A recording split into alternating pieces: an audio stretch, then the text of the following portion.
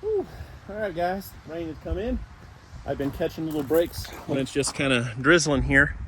So this is where we're at.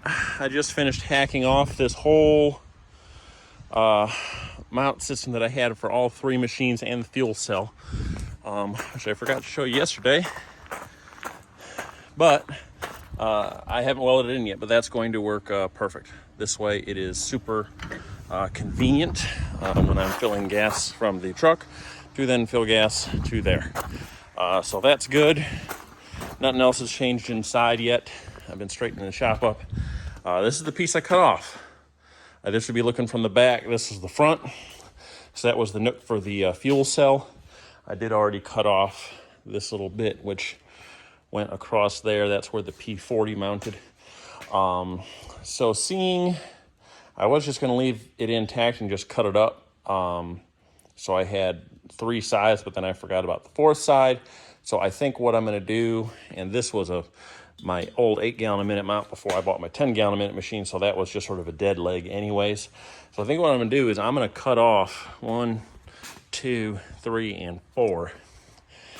I'm going to bolt them in to the machine plates, and then, because 2-inch is pretty heavy duty, I think I'm going to use some, I have some 1.5-inch angle iron. Didn't I have a spare piece? Where did I? Oh, it's over here. Shrink. Yeah, this is some 1.5-inch, might even be 2-inch angle iron. And I'm just going to attach, probably on the bottom or on the side here. I might do that for the front and the back. This is much lighter, much cheaper. And then that will just be to stabilize and hold everything sideways. But then I will still use the 2-inch, I believe, for the legs. Although I do have to pull apart my whole rack, which I believe this is 1.5-inch tubing, yeah. And I actually have it already here and here. So these pieces have to come off, and they're shorter, so I might do that and use those for the uprights. That's going to be the plan. So yeah, I'm going to cut those off, bolt them to the skid plates, and then measure and tack weld in angle iron, or even just the 1.5-inch square side to side, and then measure out for the legs. I got my mufflers painted so they look all nice and pretty and new. Look at that. It's amazing what a little bit of paint can do.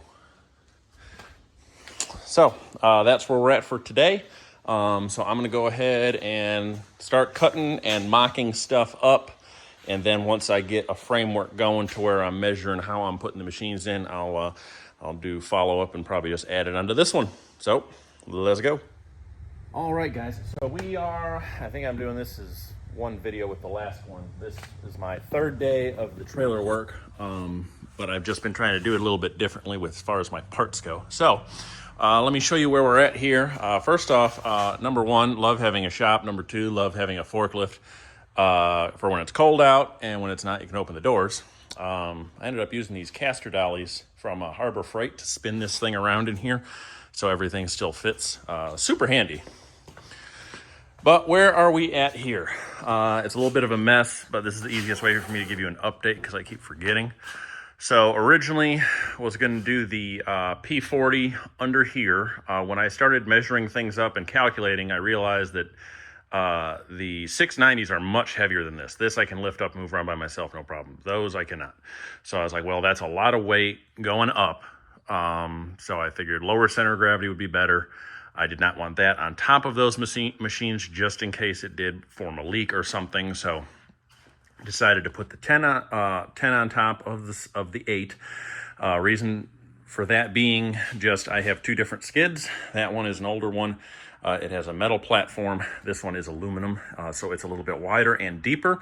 So it was easier for me to reattach the legs to sit outside of this machine, as opposed to if I had them swapped, I'd have had to make my rack wider and deeper to then come back in with even more material to narrow it to be able to mount that machine to. So that's the reasoning for that. So that is set. I have my downstream manifold bolted here, so everything will run to here. I have my downstream injector. We basically come, let me get up in here. We're going to be coming out of the machine and go into an unloader right there that will then come up. I will have my Flow Pro bypass mounted up here. I need to get a fitting to come from here, and then I will have this guy mounted somewhere right about here to hook up to. That way it's a short travel from my manifold to the injector. The 10 gallon a minute will be coming around the back. Get that down here. And we'll mount somewhere over here. I was going to do it up higher, but then I was like, well, wherever I put it, it's going to drip. I'd rather have it drip low. That way I can just put a rag under here when I'm done. Collects everything, no problem. So those two will be right there. P40 will be over here. I don't know how I'm plumbing that yet. But what I really wanted to show you was how I started with my E-tracking. So that is a 2x6 that I have going across there.